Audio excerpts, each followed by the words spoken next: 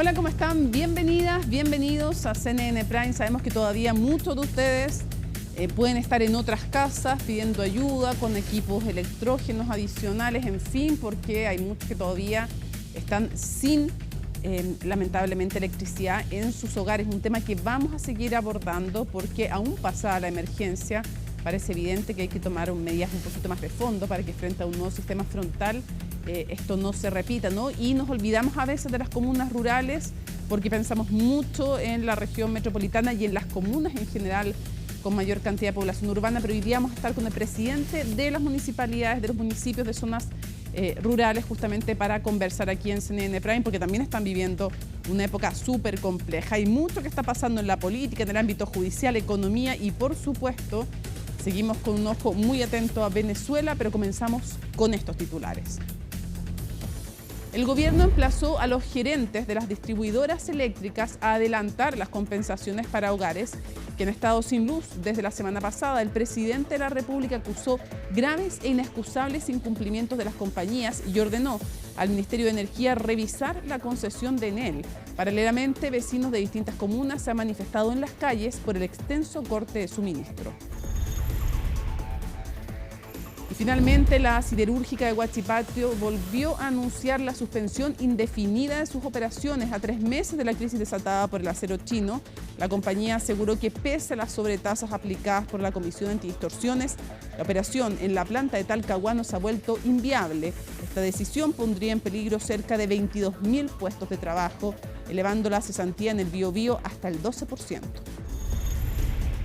Y en temas internacionales, diversos medios argentinos reportan que el expresidente Alberto Fernández habría amenazado a su expareja Fabiola Yáñez con quitarse la vida si es que lo denunciaba por violencia de género.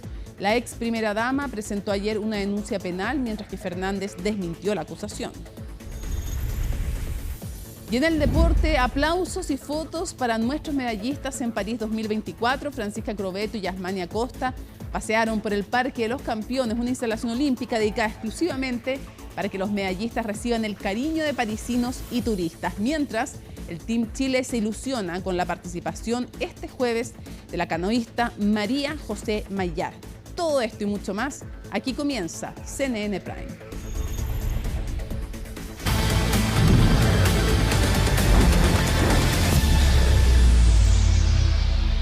Prendieron evidentemente nuevamente las alertas en el Biobío. La siderúrgica Huachipato volvió a anunciar que suspende sus operaciones de forma indefinida, lo que dejaría decenas de miles de personas sin trabajo. Orlando Silva nos explica las razones que dio la empresa.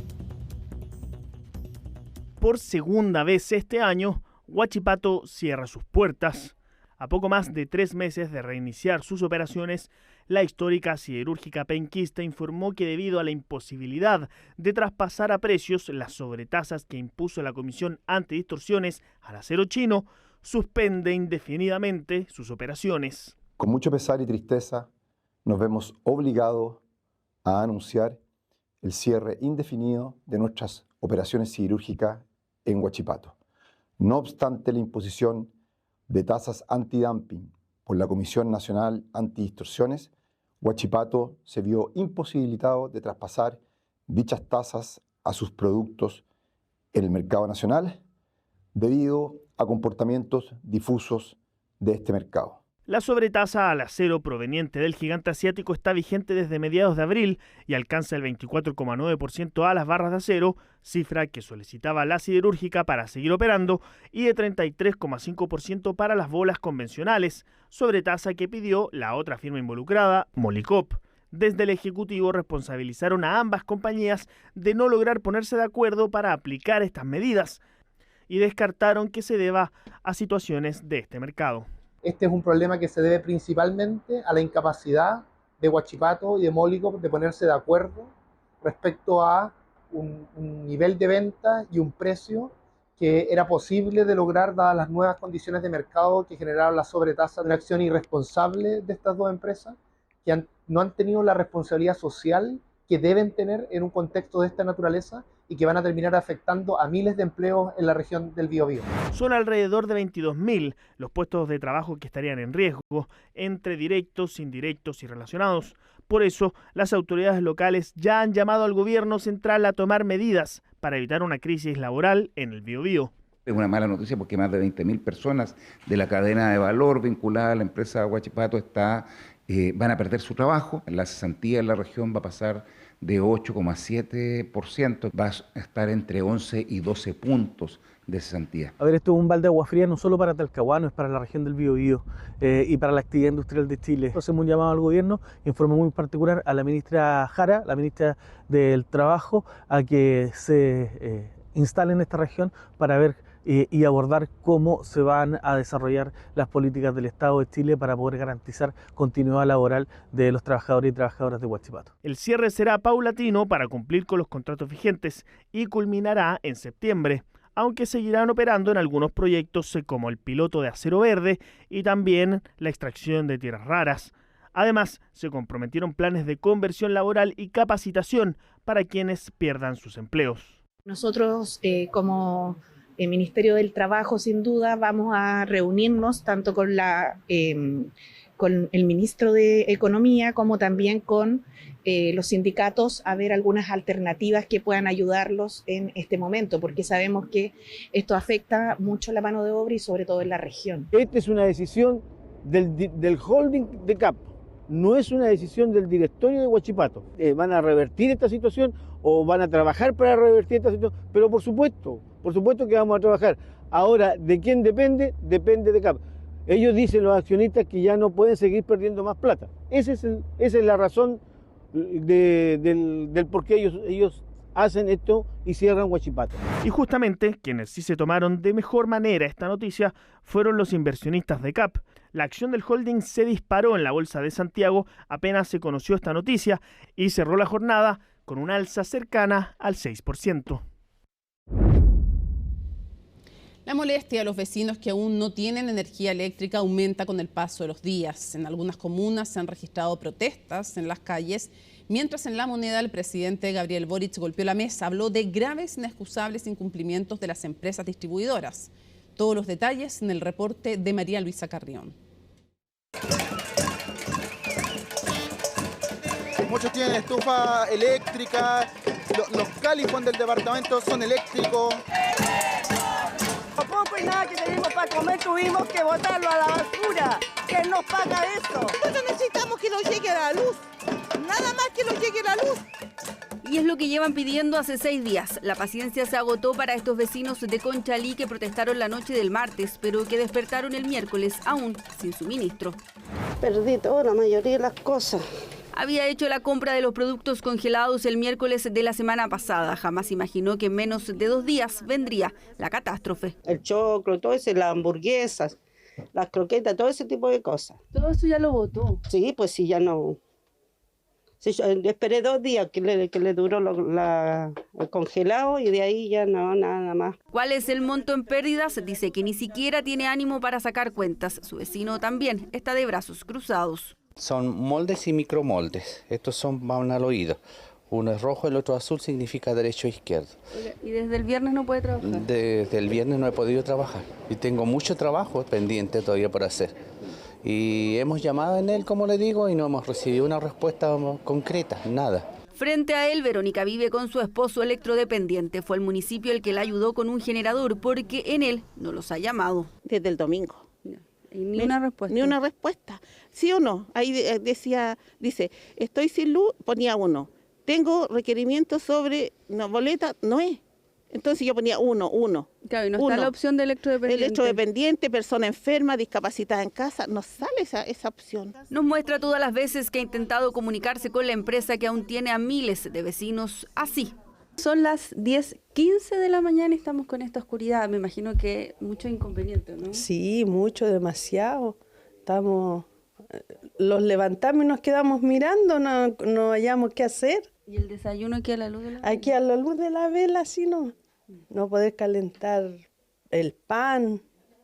nada. Porque no llega la luz natural a su cocina y comedor. Historias que se repiten y que ocasionaron una fuerte respuesta desde La Moneda. En la sede de gobierno, el presidente se reunió con varios ministros para analizar la crisis. Tras la cita, golpeó la mesa. Hay graves e inexcusables incumplimientos por parte de las empresas.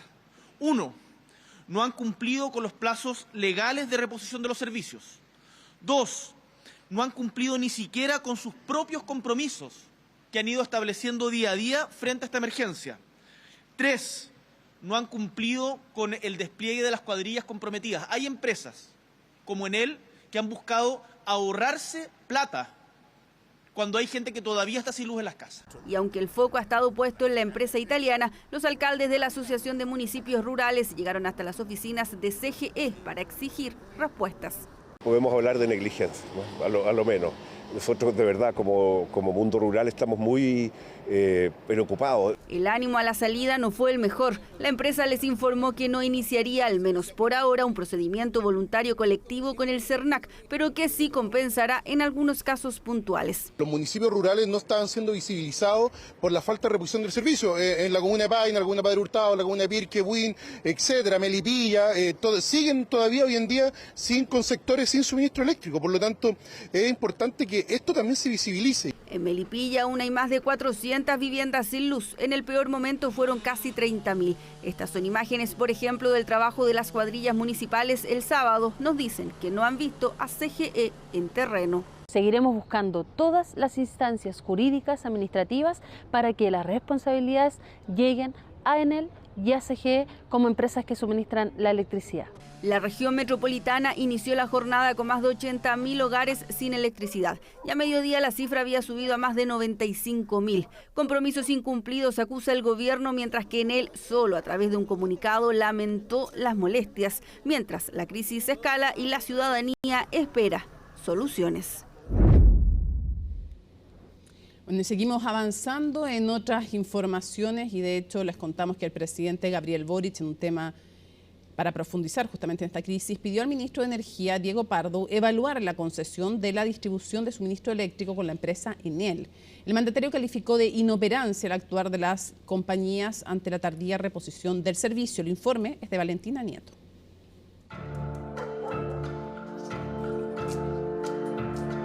En medio de la incertidumbre, los días pasan y miles de personas continúan sin luz en todo el país. La falta de respuesta se ha convertido en una verdadera pesadilla que el propio presidente Boric calificó de inoperancia. Le he solicitado a nuestro ministro de Energía, Diego Pardo, evaluar no solamente todas las opciones sancionatorias, que hay algunas que ya están en curso, sino también revisar la concesión de la empresa Enel. Medida que hace días evaluaba el gobierno no solo por la tardía reposición del servicio, también porque en al menos un 50% de los casos Enel no respondió los llamados de reclamo de los usuarios, si lo hicieron al emplazamiento del mandatario a través de un comunicado. Acogemos el llamado del presidente Gabriel Boric a acelerar lo máximo posible las compensaciones a través del procedimiento voluntario compensatorio que ya habíamos abierto con el CERNAC. Enel Distribución tiene el compromiso total de seguir trabajando día y noche para que aquellos hogares que aún se encuentran sin luz puedan tenerla a la brevedad. Y es que además la empresa italiana Enel es una de las más importantes del país, distribuyendo el suministro en 11 regiones, entre ellas la metropolitana, con presencia en 33 de las 52 comunas. Que aquí se requiere una reingeniería de fondo del sistema de distribución eléctrica en Santiago. Esto va a volver a ocurrir si las cosas siguen como están. Las multas no son suficientes, las inversiones que han hecho las empresas no son suficientes y la fiscalización no es suficiente. Por lo gravísima de las faltas, por lo reiterada las faltas, porque están en lo que tiene que ver con el suministro eléctrico y también en la información a los clientes y usuarios, lo que corresponde es el término de la concesión de acuerdo a nuestro ordenamiento jurídico. Porque no fueron capaces de hacer las inversiones para los trabajos preventivos, porque no fueron capaces de atender a tiempo y en forma oportuna los reclamos y los llamados de los ciudadanos de nuestro país. Exigencias de quienes se piden endurecer aún más las medidas y caducar las concesiones no solo con Enel, también con otras empresas distribuidoras, abriendo así un proceso de licitación. Eso sí, los expertos advierten, no es una decisión sencilla. Hay que recordar que hoy día está en manos de una empresa que es mayoritariamente del Estado italiano. La otra empresa que está con problemas, la CGE, está en manos del Estado chino. No estamos detrás de inversionistas comunes y corrientes. Yo le pido al presidente que haga gestiones diplomáticas con el Estado de Italia y el Estado chino para que esas empresas que son de capitales extranjeros como Enel y CGE puedan ponerse las pilas y generar mayor inversión. 30 años de concesión es un exceso que constituye una cultura del abuso. Nosotros tenemos que tener contratos de concesión como en Europa, que duran entre 3, 4 y 5 años y que impiden que las empresas consoliden esta cultura de abuso. Falta de suministro eléctrico que ha implicado no solo estar sin luz, sino también la pérdida de mercadería y medicamentos. Y aunque al menos en el caso de Enel iniciaron un procedimiento voluntario compensatorio, el presidente hizo un llamado. Yo le digo a los gerentes de Enel y a los gerentes de las empresas que debieran tener un poco de criterio y adelantar las compensaciones, no esperar que les llegue la multa vía el procedimiento sancionatorio. Y es que la Superintendencia de Electricidad y Combustibles también inició un proceso sancionatorio, hasta ahora solo en contra de Enel. En total son 4 cargos que enfrenta a la empresa por faltas sistemáticas, arriesgándose a multas de hasta 7.900 millones de pesos por cada investigación. Porque no se cumplió la obligación de informar a los clientes los tiempos estimados de recuperación. No se respondió las instrucciones dadas por la autoridad y no se hizo el mantenimiento que está exigido en la normativa. Yo creo que en este caso no se podría alegar que una excusa típica del mundo jurídico, caso fortuito, porque sería caso fortuito donde no hubiera existido una previsión, una anticipación de los fenómenos que están ocurriendo. Claro, porque las empresas han insistido que lo ocurrido con el sistema frontal se trató de una situación absolutamente inédita. No obstante, desde la SEC aclararon que previo a las lluvias se les advirtió que debían adoptar las medidas preventivas. Bueno, y justamente vamos a conversar de este tema como lo habíamos prometido con el alcalde de Pirque, Jaime Escudero, que es además presidente de la AMUR, que son la Asociación de Municipios Rurales. Muchas gracias por acompañarnos. Gracias a ti, Mónica, y gracias a todos. Yo antes quería permitirme mandar un saludo el Día del Dirigente.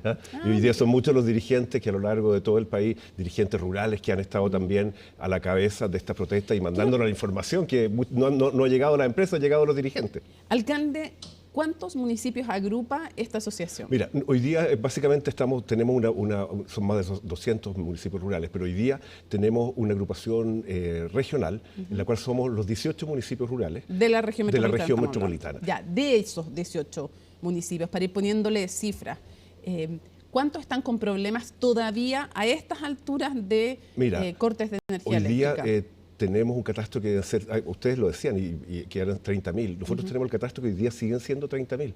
Lo que pasa es que hay solo 30.000 hogares.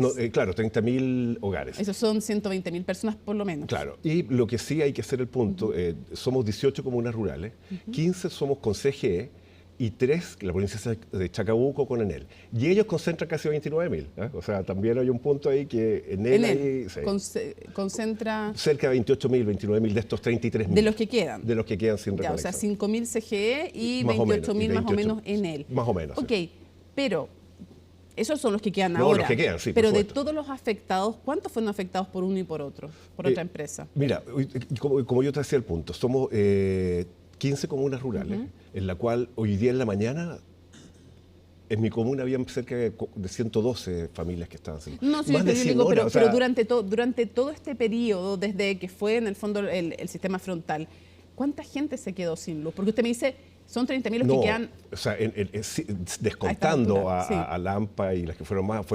113.000 los afectados directamente por CGE. Ya, o sea, harta gente. Mucha gente. ¿Y por Enel? ¿Cuánto? Por Enel yo no tengo la cifra exacta, yo tengo la cifra ahora, de lo que queda ahora, ya, pero perfecto, no, pero estamos hablando, es bastante, mucho más claro. ¿Es más que la gente afectada por CGE? Sí, claro, sí, ya, fue mucho más. Pero igual, por supuesto. O sea, Mira, escuchamos hablar en general de Enel por la cantidad y el volumen, pero CGE también afectó su proceder a una cantidad importante de familias. o sea, mira... O sea, el tema es para las dos empresas, Es me refiero. totalmente para las dos empresas. Ya. Claro, lo que pasa es que nosotros sí tuvimos una diferencia. Como que no hablábamos con que al menos la gente de CGE nos contestaba. Eran súper inoperantes igual, pero me decían que los de Enel ni siquiera contestaban. Ya. Un punto, no sé si... Pero por lo menos nos contestaban, veíamos como un esfuerzo de los gerentes que estaban preocupados, llamaban y todo. Fueron igual de inoperantes, Ya, es que pero quería por lo menos preguntarle, llamaban. En ambas empresas, ¿cómo califica usted este episodio que se ha vivido? O sea, yo creo que probablemente después del terremoto uno de los episodios más críticos para la comunidad. Imagínate que es para microempresarios. La gente de campo, Mónica, junta su platita, la gente que tiene pensiones de 110.000 pesos, generalmente van y compran todo, a final de mes todo, lo congelan, y en 2 días se les acaba su comida. En 2 días la gente que tenían insulinos dependientes, por decirte algo, más de 6 horas se pierde la cadena de frío. O sea, de verdad ha sido una tragedia muy grande y sobre todo a nosotros, las comunas rurales, que siempre somos invisibilizados. El desarrollo de Chile está hecho a espaldas del campo chileno y hoy día yo veo que hablan de Enel y las comunas rurales fueron CGE los que nos dio la espalda. Fue CGE el que no llegaba a las casas, fue CGE el que realmente estaban todos, me imagino que el ministro estaba feliz en su casa y en las comunas rurales la gente sufría cómo se le iban sus alimentos. Nosotros tuvimos que salir a la calle, Mónica, con nuestros equipos sociales a reponerles el alimento. Ahora, quiero ir profundizando en la materia porque aquí Enel accedió a sentarse en la mesa con el CERNAC y hacer un proceso de compensación voluntaria, que el presidente de la República le dice, apúrense además. CGE tomó otro camino, no están dispuestos a sentarse, nos decía ayer aquí en CNN Prime, el director del CERNAC decía, no están dispuestos a sentarse en esta mesa. Eso nos dijo el gerente hoy, muy bien nos reunimos ¿Qué con el les gerente. dijeron a usted? Lo veíamos en la nota, pero ¿qué les dijo para que nos cuente usted? El gerente de CGE, que no está de acuerdo con sentarse en la mesa del CERNAC. Claro, ellos acusan de que hay un problema de marco regulatorio, que ellos han cumplido las normas y que son las normas que le exige la ley. Ellos dicen que la han cumplido e incluso de más, que han hecho más inversiones de lo que... Entonces, como que ellos se excusan de que ellos han cumplido.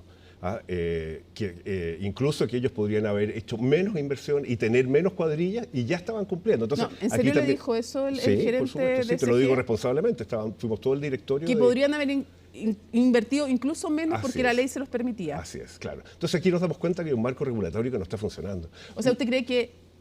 Pero es que lo que dicen las autoridades es que no han dicho respecto de la inversión si cumplieron o no, pero lo que dicen las autoridades es que al menos respecto de la reacción frente a la emergencia no han cumplido. No entiendo si está en esta reunión el gerente de CGE le está diciendo a ustedes, previo a la emergencia yo cumplí todo, o ellos creen que durante la emergencia también en la respuesta cumplieron. Ellos creen que tenían lo que había que tener para la emergencia. Yo estoy de acuerdo que no cumplieron en nada. No creas que estoy defendiendo aquí a CGE. Te estoy contando lo que nos dice ¿Y a el ustedes gerente. qué les pasa cuando les contesta eso? Mira, nosotros sentíamos que de repente como que te toman el pelo o creen que como somos guasos, como somos del campo, que nos puedan decir cualquier cosa. De verdad, una mezcla entre que tirarle la pelota al gobierno, como sacarse las pulgas para el lado, o creer que porque somos del campo no entendemos nada. ¿Usted cree que en las empresas y en las autoridades, o solo en las empresas, o solo en las autoridades, se trata distinto a las comunas rurales? ¿Hay distinta preocupación? Mira, yo te lo planteaba, el desarrollo de este país, el desarrollo desde la independencia se ha hecho espalda al campo chileno, se ha hecho espalda a la ruralidad. ¿Por qué? Somos el 80% del territorio de la región metropolitana, pero el 20% de la población. Entonces, obviamente, los parlamentarios no van a las comunas rurales a hacer campaña porque les conviene. Cruzan el río Maipo y hay 700.000. Cruzan el río Maipo y en Pirque hay 36.000. Aquí, ¿dónde van los parlamentarios? Entonces, ¿por aquí ¿Están legislan? viendo más que personas, votos? Así es. Mira, yo hoy día una de las cosas que le planteamos directamente al gerente, que le queríamos decir, ¿sabe qué, señor Quesada? Aquí son personas, no son el número 341 de la cuenta de la luz. Aquí es la señora Juanita que perdió la mercadería que había comprado para el sustento de su familia. Son personas ¿Cuál es la evaluación que usted tiene del actuar del gobierno en este episodio? Mira, Hoy día creo que me gustó la actitud que ha tomado el presidente, pero a la vez solo se refiere a él. Una vez más, el mundo rural no es tocado, como si no existiéramos. Solo es en las comunas urbanas, solo son las comunas urbanas, solo es en él. Y siento que, bueno, estamos acostumbrados, somos el patio trasero de cuando tienen que buscar una compensación en los vertederos, los llevan a las comunas rurales. La cárcel no, Santiago no, piensan en una comuna rural. Eso yo creo que es el sentir de todos nosotros. ¿Usted cree que los vecinos de las comunas rurales sienten que son el patio trasero? Pero por supuesto, o sea, imagínate, hoy día hay una gran pandemia que está súper invisibilizada. No hay locomoción colectiva, Mónica. La gente en las comunas rurales no tiene cómo salir de sus casas. Y no solo eso, que nosotros, las comunas rurales, invertimos miles y miles de millones en transporte escolar porque no hay. Y la gente tampoco tiene derecho ni siquiera al esparcimiento porque los fines de semana no pueden ir al cine, no pueden ir a un lugar porque no hay locomoción. Quisiera preguntarle al alcalde, ¿usted cree que el marco regulatorio que como país nos hemos dado respecto del sistema eléctrico es suficiente, es bueno respecto de los estándares y respecto de las multas también? Mira, yo sin duda no soy un experto en el marco regulatorio, pero dentro del sentido común y lo que hemos podido revisar en estos días, que nos metimos ahora un poco, y lo que nos hace saber es totalmente... A ver, imagínate que el subsecretario de Telecomunicaciones dice que los municipios son los responsables, o sea, ni siquiera las autoridades... Expliquémosle a la gente, expliquémosle a la gente de lo que estamos hablando. Respecto del retiro de cables, el subsecretario de Telecomunicaciones dijo que era responsabilidad de los municipios retirarlos, pero después hay que decir que el ministro dijo que había sido un error y se desdijo y hicieron un comunicado. Pero más allá de ello, yo le pregunto, ¿la normativa es suficiente o no? O sea, yo te hacía el punto, Mónica, ¿por qué? Porque justamente creo que eso demuestra que el marco regulatorio es insuficiente. O sea, cuando alguien dice una cosa, después hace otra, aquí pasa lo mismo. Las empresas dicen que ellos cumplen, y después aquí el gobierno dice, no han cumplido. Entonces, realmente creo que aquí es iba a decir una cosa muy guasa que me la voy a guardar, es una cueca sin ropa, para ser más elegante con el marco regulatorio, donde de verdad los que pagan el pato es Miguel, el microempresario de las 4 esquinas en Pirque, que perdió tenía todo congelado y perdió todo. ¿Las multas son suficientes, son disuasivas? Mira, según el director del CERNAC, a él le parece que no y dice que él cree yo creo que hay totalmente empresas... insuficiente. O sea, el nivel de utilidades que tienen las empresas eléctricas pueden pagar todas las multas que quieran. Y listo. O sea, yo creo que aquí lo que nosotros queremos son compensaciones, son soluciones para Manuel del negocio, para la señora que perdió para la insulina, los microemprendedores. Claro, es que eso es lo que queremos. Esas compensaciones tienen que buscarlas al final individualmente los usuarios, porque la ley se limita mucho más a la compensación por el servicio no entregado. Y eso es mucho más. Quiero preguntarle, hablando de compensaciones, teniendo su opinión respecto de que son insuficientes las multas y el marco regulatorio, ¿qué le dijo respecto a las compensaciones CGE? Porque ellos están haciendo una compensación de alguna manera unilateral, no acordada con ustedes. No, el que ellos deberían cumplir, o a lo que ellos se sometieron.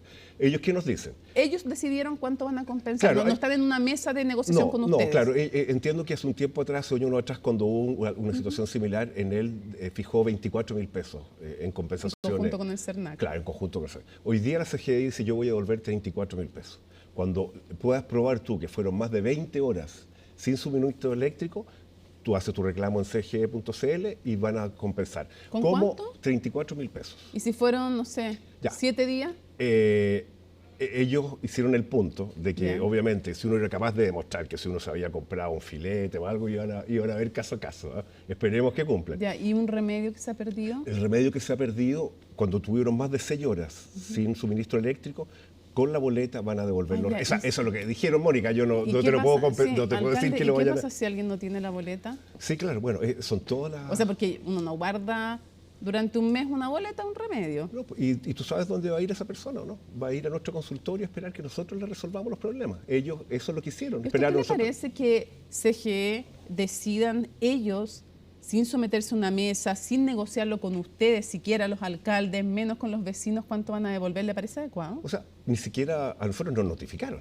Por eso, ¿qué le parece? Fuimos notificados. O sea, a mí me parece que de repente uno está como acostumbrado a los abusos. No sé si de repente uno hasta como normaliza que esta situación fuera como normal. O sea, ¿Pero le parece abusivo de parte de la empresa? Totalmente abusivo. ¿Y se lo dijeron al gerente? Sí, claro, por supuesto. ¿Y qué dice él? El gerente nos dice, nosotros tenemos un marco regulatorio, hemos cumplido con lo que tenemos que invertir, estamos cumpliendo con el número de brigadas que tenemos. Pero es un poco, y esas compensaciones que ellos deciden de por sí, sin negociarlas con nadie, sin someterse tampoco a la negociación con el CERNAC, ¿les pide que renuncien a las demandas colectivas? No, bueno, ahí qué buen punto, Mónica, no. Nosotros le dijimos muy bien, de todas maneras, yo creo que cuando yo salí a la calle y me conversé con los vecinos indignados, me decían, ¿quién me responde? Por lo menos algo les van a responder. Y el acuerdo, o sea, bueno, lo que nosotros conversamos, que justamente esto no tenía nada que ver con las acciones que pudiera tener cualquier municipio y todos los municipios de la zona de municipios rurales. Es más, nosotros ya pusimos un recurso de protección y estamos recibiendo a los vecinos, nuestros abogados han recibido más de 500 firmas. Tuvimos que entregar, Mónica, 500 cajas de mercadería el día lunes. ¿Cuánto han tenido que invertir para asistir a los vecinos como municipio? Uno, que me diga el de usted, por ejemplo. Pues claro, yo te voy a contar, nosotros el día lunes entregamos 300 cajas, que eran las que teníamos en stock, y quedamos debiendo 200. Y las cajas van alrededor de 45.000 pesos. Estamos hablando que nos gastamos 10 palos al tiro en algo que a nosotros nos cuesta, como hablábamos de la locomoción, en las comunas rurales. Y esos son fondos de los propios vecinos, además. Y son fondos de los propios vecinos que los tenemos, que son de todos los chilenos. Entonces, de verdad, eso indigna, a nosotros nos molesta. A nosotros nos cuesta pagar la salud, nos cuesta pagar la educación. El gobierno, otro punto, Mónica, disculpa que me puedo... El gobierno, ¿qué es lo que nos dijo? ¿Saben qué más? Están contaminando mucho. Tienen que acabar la estufa, las cocinas a leña. La gente en el campo, tú comprenderás que es la única manera que tienen de poder calefaccionar. O que esté de acuerdo que hay que descontaminar. Y nos dicen, en él les va a regalar calefactores, siempre que tú entregas tu estufa a leña, y te regalan un calefactor. ¿Qué empresa? En él lo regaló. Incluso a las comunas nuestras. ¿Ya? Después el gobierno... que no. Claro, después el gobierno dice, oye, tienen que moverse a la electromovilidad. Nosotros somos obedientes a las comunas rurales, como siempre los que nos llegan lo hacemos. Hacemos proyectos y tenemos, por ejemplo, yo tengo 8 vehículos para seguridad eléctrico. 4 buses eléctricos que van a empezar a transportar a nuestros niños. ¿Y qué hice el lunes? ¿Qué hacíamos el lunes? O sea, hay una irresponsabilidad detrás de todo esto si nos incentivan a tener políticas de electromovilidad. Y el lunes teníamos que haberlos llevado a caballo. Yo estuve a punto de enseñar la yegua valla para llevar a los niños porque realmente no hay cómo. Entonces también sentimos que, aparte, entre los abusos realmente como que se ríen del mundo rural. Y yo creo que eso es algo que llega un momento que en mi comuna, Mónica, yo he vivido toda mi vida en Pirque. Nunca había visto barricadas, nunca había visto fuego y la indignación en una esquina de un sector rural donde la gente es de campo, tranquila, pero llegó un momento que me decían, no damos más. 4 días sin luz. Me cambié al tema eléctrico, me moría de frío, casi se me salió otro chilenismo. Entonces, de verdad, si la gente no puede salir a recrearse, no podían ver tele, o sea, no hay locomoción. Entonces, yo creo que ha sido como un basta ya. ¿A dónde puede llevar también este tipo de situación? Y lo que usted me decía, nunca había visto barricadas, esta violencia. Nunca, imagínate, de verdad, yo tengo... Esta rabia, digo. La rabia de vecinos, cuando yo llegué a conversar con ellos, obviamente no estaban muy contentos de verme, me saludaron de alguna manera tampoco tan cariñosa. Sí, se acordaron de toda Se acordaron de alguna familia, pero también yo lo entendía, Mónica, si eso es lo peor. Lo peor era que yo decía, chuta, si yo hubiera estado al frente, probablemente al alcalde también me habría acordado de su familia, porque ¿a quién le recurre? No estaba la gente de CGI, ¿no? Estábamos todos los alcaldes, y todos los alcaldes rurales salieron a la calle a dar la cara. ¿Han estado las autoridades del gobierno?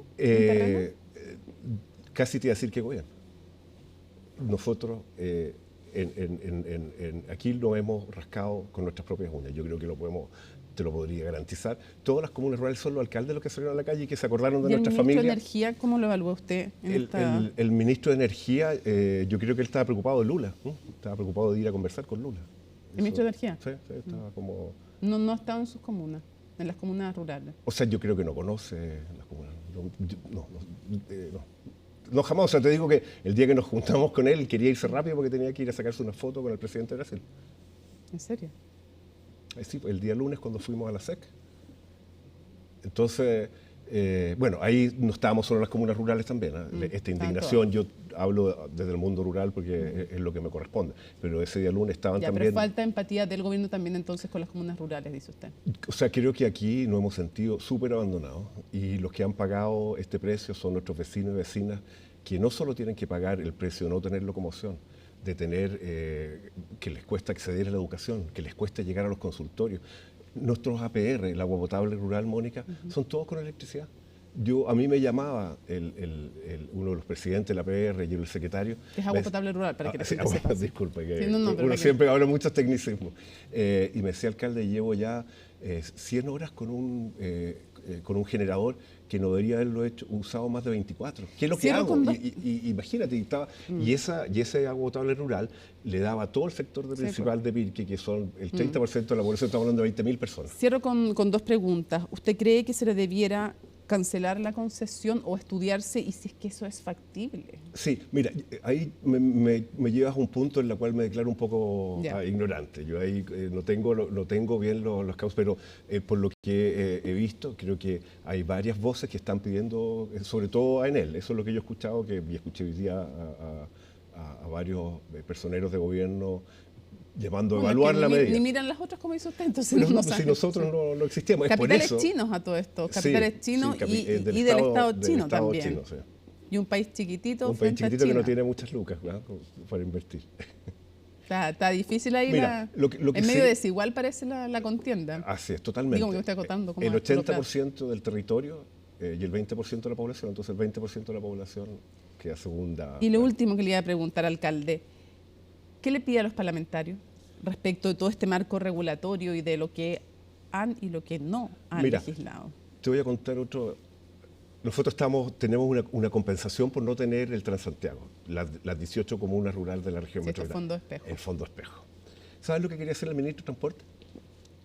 Ese fondo espejo, llevarlo a las comunas como Las Condes, Vitacura, para que pudieran renovar las micros y los taxis colectivos. Con plata nuestra, mira, Las Condes tiene más presupuesto que las 18 comunas rurales y se le sobran 100.000 millones de pesos. Entonces, no tengo ni idea de esto, tengo que hacer fe lo que usted nos está diciendo y luego ir a preguntarle al ministro. Le bajamos el proyecto al ministro, porque él ni siquiera nos preguntó y nos iban a quitar el fondo espejo para chatarrización y llevarlo a las comunas como Vitacura, Las Condes, Providencia. Y ojo, Mónica, las 18 comunas rurales, incluido Melipilla, que es una comuna grande, Colina, que son comunas ya que están cercanas a ser una comuna bien urbana, tienen un presupuesto que suma cerca de los 300.000 millones de pesos. Al ojo, me puedo equivocar. Y Las Condes tiene más de 400.000. Todas las comunas rurales, que todos llegamos a los 300 y tanto. Pero para que no dejemos fuera también al Parlamento, ¿qué le pide entonces para cerrar al Parlamento respecto a la legislación eléctrica? Mira, nosotros le hemos pedido tanto como en el tema de locomoción, y hoy día les pedimos que no se olviden del mundo rural, que tienen que mirarnos de manera distinta. Yo sé que son menos votos, pero también hay gente que necesita el poder tener acceso mínimo a la entretención, a calefaccionarse, como te decía Mónica. Si la gente entregó sus calefactores a leña porque les dijeron que era mucho mejor la electricidad y después no tienen electricidad. O sea, que fortalezcan la legislación eléctrica por supuesto, y que la fortalezcan para todo el país y no solo para donde están todos los votos. Alcalde Jaime Escudero, alcalde de Pirque y además presidente de la AMUR, de la Asociación de Municipalidades o Municipios Rurales. Muchísimas gracias por habernos acompañado en CNN Prime. Gracias a ti, Mónica, y gracias para poder visibilizar a un mundo que ha estado siempre invisibilizado en este país. Muchísimas gracias. Buenas noches. Vamos a seguir avanzando entonces en otras materias cuando son las 9 de la noche con 7 minutos. El presidente Gabriel Boric aseguró que Nicolás Maduro intentó un fraude electoral. El mandatario además afirmó que el régimen venezolano ha cometido violaciones de derechos humanos, eso mientras la postura del Partido Comunista sigue generando controversia, aunque hay algunos, como la alcaldesa de Santiago, que se han apegado a lo que dice La Moneda y discrepado con la cúpula del PC. Los detalles en el informe de Macarena Román. Muy buenos días. Perdón. ¿Sí? Esperamos un poquito. Era esperar solo unos instantes más para la declaración en torno a Venezuela, la misma que debía darse después de la reunión que mantuvo el presidente Gabriel Boric con su par Lula da Silva. No tengo dudas de que el régimen de Maduro ha intentado cometer un fraude, si no hubiesen mostrado las famosas actas. Además, están cometiendo graves violaciones a los derechos humanos, reprimiendo a la gente que se está manifestando. El mandatario también dejó de un lado la posibilidad de reconocer a Edmundo González como presidente electo, ya que según el gobierno se podría caer en lo mismo que ocurrió con Juan Guaidó. Y entonces me parece que acá el presidente continúa con su línea, estamos muy orgullosos del rol que ha tenido Chile y el rol que ha tenido el presidente Boric, así lo ha reconocido la oposición venezolana y la comunidad internacional, y creemos que así debe seguir siendo la posición de Chile. Ya es evidente que ha cometido un fraude, ya no exhibió las mentadas actas, que incluso si hoy día las llegara a exhibir tendríamos una duda respecto a la veracidad de esas actas. Postura que causó inmediata reacción por parte del gobierno de Maduro. Fue el canciller Iván Gil quien habló primero a través de sus redes sociales. El señor Gabriel Boric se coloca a la derecha de Milei y del Departamento de Estado de los Estados Unidos. Se le cayó definitivamente la máscara. Queda al desnudo su gobierno pinochetista y golpista. Ataques que se volvieron a repetir en voz de Maduro y a los que una hora antes el presidente Gabriel Boric ya había aludido. Ustedes han visto las peroratas irrisorias que han lanzado contra nosotros algunos de los dirigentes del actual gobierno. Yo, por cierto, no voy a entrar a responder en los mismos términos. No es la tradición de Chile y creo que nosotros tenemos que mantenernos con un nivel de altura respecto a estos problemas. Todo aquel que no se pronunciaba a favor del golpe de Estado y la violencia para apoyar a los fascistas, lo amenazaban por teléfonos con chip de Colombia, Estados Unidos, Chile y Perú. Problemas en Venezuela que se han convertido en un tema nacional. La Cámara de Diputados realizó una sesión especial sobre los sufragios concretados en territorio caribeño. El resultado de esta elección es tan relevante como las más de 30 elecciones que ha habido en Venezuela en los últimos 25 años, desde 1998. Muchas de ellas igualmente cuestionadas y saboteadas. El motivo es la gran riqueza petrolera que existe allá. Y por último le pedimos al presidente que tenga la valentía que tuvo otro Gabriel cuando en 1946 llegó al poder apoyado por los comunistas y 4 meses después se dio cuenta que estos no querían la democracia. El jefe de bancada de la UDI apeló a Gabriel González Videla y la conocida ley maldita que declaraba la ilegalidad del Partido Comunista y otras restricciones a las libertades individuales, sindicales y de prensa. No usemos este doloroso momento para validar persecución política o proscripción de partidos políticos, porque eso es propio de una dictadura como la que vivimos en Chile. El Partido Comunista sin duda ha tenido la atención sobre él. Es que ha sido la única tienda de las coaliciones de gobierno que ha mostrado una postura claramente distinta respecto al régimen de Nicolás Maduro. El presidente alega en contra de Maduro, pero dentro de su gobierno tiene el Partido Comunista que defienda a Maduro. O sea, es una inconsistencia total. Si el presidente quiere ratificar sus dichos, porque son dichos, que los ratifique con hechos. Y los hechos es terminar con el Partido Comunista, romper relaciones con el Partido Comunista y sacarlos del gobierno. Lo que pasa es que si uno tiene que mirar la historia, acá tenemos hoy día en ejercicio regímenes de facto, que nos fueron electos por voto popular, y nuestro Estado y nuestro gobierno los reconoce, como Perú. Aunque hay diferencias dentro de la tienda liderada por Lautaro Carmona, por ejemplo, al hablar de violaciones de derechos humanos. Algunos en el PC lo dan por hecho sumándose al presidente Boric, otros en cambio hablan de presuntos actos.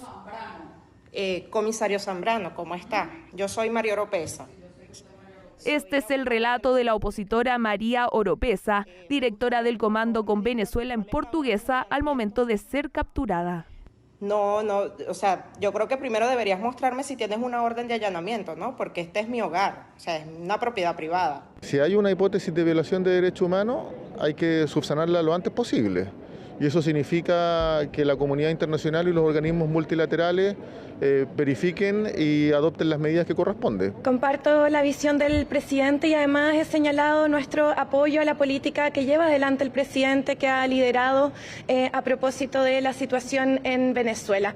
Crisis en Venezuela que sigue generando reacciones en el ámbito nacional, aunque el presidente Gabriel Boric volvió a dejar en claro que la postura del Estado chileno la decreta él, y que lo que digan los presidentes de partidos respecto a este tema no es relevante. En el ámbito judicial, el abogado Luis Hermosilla terminó su declaración ante la Fiscalía Metropolitana Oriente en el marco de la investigación del caso Audios. Su defensa va a solicitar nuevas diligencias y acceso a la carpeta investigativa, preparándose ante la eventual solicitud de formalización y prisión preventiva del abogado y lobista que prepara el Ministerio Público. La nota es de Estefanía Bustamante. Yo creo que todo lo que pueda parecer acto delictivo es lo que está investigando y tenemos todo que confiar. Se aseguró en cada minuto Luis Hermosilla de que su abogado y hermano tomara el protagonismo frente a las dudas sobre sus extensas 2 visitas a la Fiscalía Oriente. ¿Qué esperas de esta jornada, abogado? Desde el Ministerio Público está empezando a formalizar en agosto. La Fiscalía. Porque una vez dentro era otra la disposición del influyente abogado ante el equipo del Ministerio Público, que alista la solicitud de formalización y prisión preventiva por los delitos de lavado de activos y cohecho. No aparece, en mi opinión, ningún reproche que pueda significar o ameritar una prisión preventiva. La tesis nuestra de defensa es que no hizo cosas. Puede haber dicho, pero no hizo cosas. Y por lo tanto, esos son los antecedentes que nosotros creo que hemos aportado. Antecedentes que a su juicio aportados en una larga declaración de más de 4 horas por día, siendo la única diferencia durante la última jornada, cuando dejó la Fiscalía 1 hora más tarde. Vamos a contestar todas las preguntas, así que... Contestar las preguntas del Ministerio Público fue el último paso de su defensa. Los siguientes son pedir más diligencias y acceso a la carpeta investigativa, abierta tras la filtración del audio de la reunión entre Daniel Sauer y María Leonarda Villalobos, junto a Luis Hermosilla. Hay evidentemente una comisión de delito ahí, creo que nadie lo discute, que hay una comisión de delito que tiene 2 niveles, en la grabación y después en la publicación. Eso llegó a la Fiscalía y a otras autoridades, ya CIPER, pues de forma anónima. Así que espero que eso se investigue a fondo. No, nada que decir, sin comentarios. Gracias.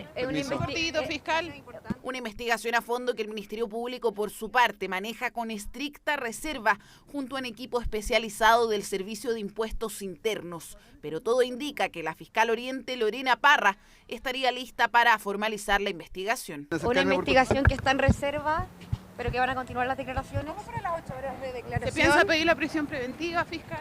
Esperamos que el señor Hermosilla primero sea formalizado, pueda entregar y colaborar con la investigación para saber quiénes más hacían parte de esa verdadera banda de corrupción.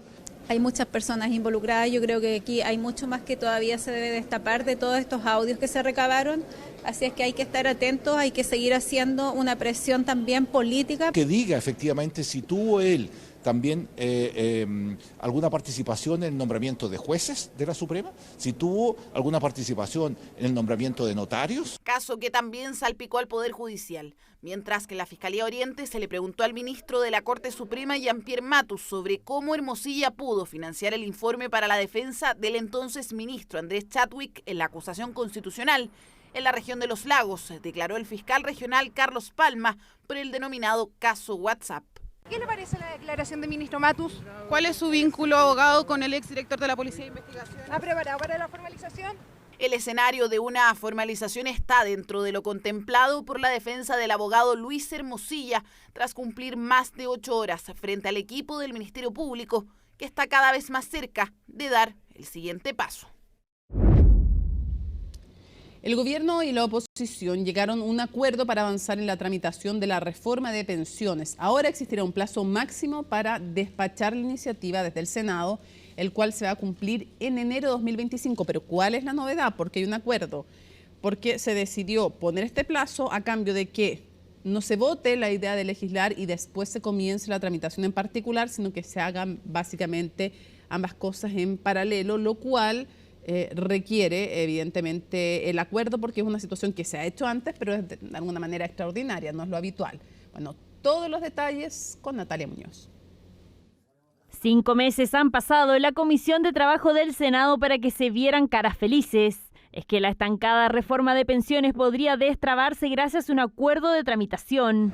Hemos avanzado en construir un camino que permita sacar adelante el proyecto de reforma a las pensiones de un callejón en el que ha estado un largo tiempo. El proyecto queda comprometido para ser despachado de este honorable Senado a más tardar en el mes de enero del 2025. Lo hemos propuesto la semana pasada y ha sido aceptado por el Ejecutivo y por el resto de los senadores, es que esto se discuta en general y particular. ¿Qué significa eso? Que en vez de hacer una votación en general en la sala, se discuta todo el contenido en la misma comisión. Es una fórmula, a mi juicio, mucho mejor. Tras meses sin votar la idea de legislar, ahora el Ejecutivo busca establecer plazos fijos para la votación del proyecto. Además, se incorporarán indicaciones que serán analizadas por una instancia técnica conformada por representantes de los senadores y del gobierno. Decisión que se toma tras la polémica minuta sin logo que refuta las propuestas del gobierno, cuya autoría es de la Asociación de AFP. Hoy día estamos en un país democrático en que tenemos libertad de expresión y esto es una minuta interna en la cual analizábamos una reforma que es muy importante para este país. Si alguien se la hizo llegar a los parlamentarios y la quisieron leer, bueno, tratamos siempre de que toda la información sea basada en información lo más técnico posible. Para hacer un documento interno necesitamos poner el logo. ¿Qué dice la minuta? Enumera 15 críticas a la propuesta presentada por el gobierno, pero lo central se concentra en el corazón y lo más polémico de la reforma: la distribución del 6% de cotización adicional y la reorganización de la industria. El Ejecutivo propone 3 puntos a cuentas individuales, además 1% para compensar la mayor sobrevida de las mujeres y 2% como préstamo al Estado, para financiar jubilaciones en base a años cotizados. Al respecto, la Asociación de AFP dice que no es un préstamo al Estado, sino que son cuentas nocionales y serían insostenibles. El Ejecutivo en su documento propone crear el Fondo FAC, que se constituiría con una cotización de un aporte reembolsable de 2% de las remuneraciones, que en su concepción corresponden a cuentas nocionales, el cual no es garantizado. Beneficia a quienes no aportaron al fondo y perjudica a los trabajadores que aportarán todo el periodo. Minuta que fue calificada como poco ética por parte del gobierno. La Asociación de AFP podrá tener un montón de argumentos que son válidos en el debate, pero lo que no pueden negar es que el actual sistema no está funcionando. Y por lo tanto es urgente una reforma, y esto lo han comprendido todos los sectores políticos. A mí lo que diga la Asociación de AFP, la verdad, no lo considero tan relevante. Los puntos en discordia se discutirán uno a uno en la Comisión de Trabajo y Hacienda del Senado. Con el nuevo acuerdo se despacharía sala con la claridad que pedía la oposición. Tiene una descripción de los focos que se quiere poner que dan justamente esta dimensión comprensiva de la reforma que esta tiene que tener. Se fija un procedimiento que va a permitir un avance lo más fluido posible en la discusión. Tiene que tener plazos. Y nosotros lo conversamos y estamos absolutamente de acuerdo de que esto, para bien o para mal, esperamos todos que para bien, tiene que concretarse. Para bien o para mal, el proyecto está comprometido para enero del 2025. Ya hay acuerdo en cómo se tramitará. Veremos si se logran los... En el ámbito internacional siguen las manifestaciones contra inmigrantes en Reino Unido tras la campaña de desinformación que se difundió en redes sociales sobre la nacionalidad del atacante que asesinó a 3 niñas en el país. El gobierno desplazó 6.000 policías para contener la ola de violencia, mientras que hoy las manifestaciones y las contramanifestaciones se tomaron las calles británicas. Los detalles con José Tomás Arriagada.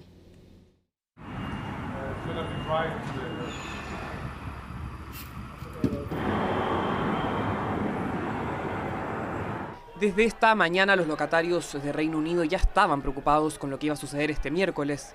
El gobierno británico dispuso más de 6.000 contingentes policiales para contener las manifestaciones que se han tornado cada día más violentas. Masivas convocatorias que surgen tras el asesinato de 3 niñas en Southport, pero que fueron desvirtuadas por una campaña de desinformación emitida por grupos de ultraderecha y anti-inmigración. Espero que el público y cualquiera que vea lo que está sucediendo en línea sepan que la delincuencia en línea y fuera de línea se enfrentará a los tribunales y a la ley. Le pido a la gente que se aleje de eso y que no se involucre. El gobierno de Keir Starmer ha sido tajante en la persecución a quienes ejerzan esta violencia. La campaña de desinformación en redes sociales aludía que el atacante de Southport, un joven británico de 17 años de padres ruandeses, habría sido solicitante de asilo y musulmán. Información errónea que desembocó en manifestaciones xenofóbicas y que preocupan a las comunidades de migrantes en Reino Unido. La gente tiene mucho miedo de salir de sus casas. He hablado con muchas personas pertenecientes a minorías étnicas que tienen mucho miedo de hacerlo. No solo los musulmanes. Yo soy de la India, para ser sincero, no puedo salir y decirle a los manifestantes que no soy musulmán. Soy de la India, no es posible. Así que todos tienen miedo. Un temor que la policía ha tratado de contener y quienes ya dieron el aviso de que se detendrá a todo involucrado que cometa delitos en el marco de estas protestas. Aplicaremos todo el peso de la ley a las personas, y ya sea que estén en este país cometiendo delitos en las calles o cometiendo delitos en Internet, los perseguiremos. Esta seguidilla de protestas ha aumentado la tensión en Reino Unido. Este miércoles finalmente fueron quienes condenan la discriminación hacia migrantes, quienes se tomaron las calles. Queremos unirnos, queremos enviar un mensaje claro de que estas son nuestras calles. Hemos trabajado duro para crear unidad y tenemos una comunidad. No vamos a permitir que los fascistas, los racistas y la extrema derecha marchen aquí. Esa es básicamente la razón por la que estoy aquí. Manifestaciones que han llevado a la ciudadanía a enfrentarse entre sí, que ha movilizado a miles de policías y que siguen complicando el primer mes de gobierno del primer ministro británico Keir Starmer. 9:24, más noticias internacionales junto a Alicia Contreras. ¿Cómo estás? Buenas noches. Muy buenas noches, Mónica. Vamos a partir en Argentina con esta denuncia que hizo la ex primera dama en contra del expresidente Alberto Fernández. Denunció violencia física y psicológica en contra del ex mandatario. Ella está en Madrid, en España, e hizo la denuncia desde allá, y Alberto Fernández está en Argentina. Él niega estas acusaciones, pero no puede salir del país debido a esta denuncia que realiza Fabiola Yáñez. Habría fotos y mensajes de WhatsApp que confirmarían esta denuncia de violencia en contra de su expareja Fabiola Yáñez, quien también tiene un hijo con Alberto Fernández. Pequeñito. Pequeñito, de algunos años. Sí, de hecho, también se dice que algunos de los hechos de violencia habrían ocurrido cuando ella estaba embarazada y también mientras él era presidente de Argentina. Laura Soto hizo un completo informe respecto a este tema. Veamos. La noticia de la jornada de la tarde, y también nos va a ocupar en los próximos días, los próximos meses también, es la denuncia de Fabiola Yáñez contra el expresidente Alberto Fernández. Prohibición para salir del país al expresidente de la Nación, Alberto Fernández, denunciado por violencia de género. Brazo moretoneado, hay fotografía. Ojo negro, hay fotografía. Es la noticia que por estos días se ha tomado la atención de los medios argentinos. La denuncia que la ex primera dama Fabiola Yáñez presentó este martes contra Alberto Fernández, nada menos que por violencia física y mental. Así se abre un nuevo periplo judicial para el ex mandatario argentino. El expresidente de la Nación me dijo, esto es falso, yo jamás le pegué, tengo manera de demostrarlo. Ella me dijo que recibió violencia física, que la golpeó, y hoy a la mañana me dijo, Juanpi, no aguanto más, la violencia existió y lo acabo de denunciar. El caso se da a conocer a raíz de una investigación por presunta corrupción que enfrenta a Fernández, el llamado escándalo de los seguros. Es en el marco de esas diligencias que la justicia indagó el teléfono de su secretaria, donde se toparon con mensajes de texto y audios de la propia Fabiola Yáñez, acusando a su expareja de maltratarla, incluyendo material fotográfico de los supuestos golpes. Te quiero dejar en claro que fue durante todo el último año del gobierno de Alberto donde ella recibió maltrato y que hubo golpes durante el embarazo también. Ella habló de terrorismo psicológico porque él la llamaba diciéndole, si vos denunciás, yo me voy a pegar un tiro y me voy a matar. Desde junio pasado que el juez a cargo de la causa por corrupción, Julián Ercolini, contaba con este material inculpatorio, pero no fue hasta este mes que el diario El Clarín de Argentina dio a conocer la noticia. En un comienzo, la ex primera dama y madre del segundo hijo de Fernández se negó a presentar cargos, pero luego cambió de opinión. Fue el mismo día de la denuncia que el exmandatario se defendió en un comunicado. Solo voy a decir que es falso y que jamás ocurrió lo que ahora me imputa, por la integridad de mis hijos, de mi persona y también de la propia Fabiola. No voy a hacer declaraciones mediáticas, sino que aportaré ante la justicia las pruebas y testimonios que dejarán en evidencia lo que realmente ocurrió. Por supuesto que vamos a colaborar con la justicia. Lamentamos cualquier hecho de violencia, sea este, si es que efectivamente la justicia así lo determina, o cualquier otro. Y en tal caso, si hay algún culpable, que vaya preso, por supuesto. Sin mencionar directamente a Alberto Fernández, el presidente Javier Milei arremetió en sus redes sociales contra la que calificó como hipocresía progresista. Y es que el propio exmandatario argentino había hecho suya la lucha contra la violencia de género como bandera de su gobierno.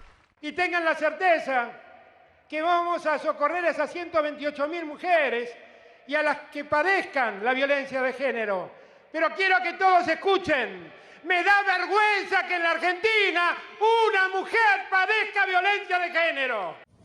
El historial de Alberto comenzó a resurgir en redes sociales, como un video de 2018 cuando era precandidato en el que empuja a un hombre que buscaba increparlo en un restaurante. El expresidente, que se encuentra en Argentina, tiene prohibido salir del país y acercarse a su expareja, que lo denunció desde España. Son parte de las medidas restrictivas que ordenó la justicia en medio de este nuevo escándalo que enfrenta Fernández a menos de un año de haber dejado el poder. Una noticia entonces que ha llenado los noticieros argentinos, también acá lo hemos seguido de cerca, mientras entonces continúa esta investigación en contra de Alberto Fernández. Y pasamos ahora a Venezuela, el tema de Conexión Global Prime. Exacto, y ¿sabes qué?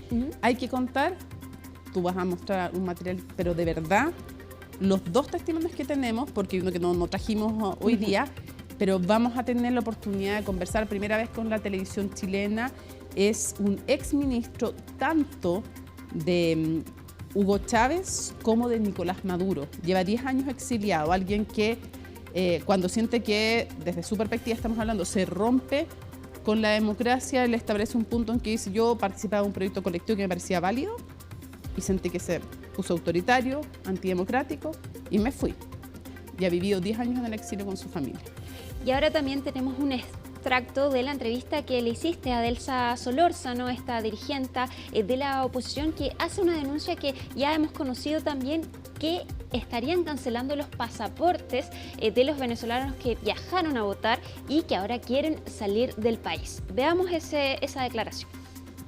Dijiste algo de anulación masiva de pasaportes. ¿Qué está ocurriendo con los pasaportes de los venezolanos hoy día?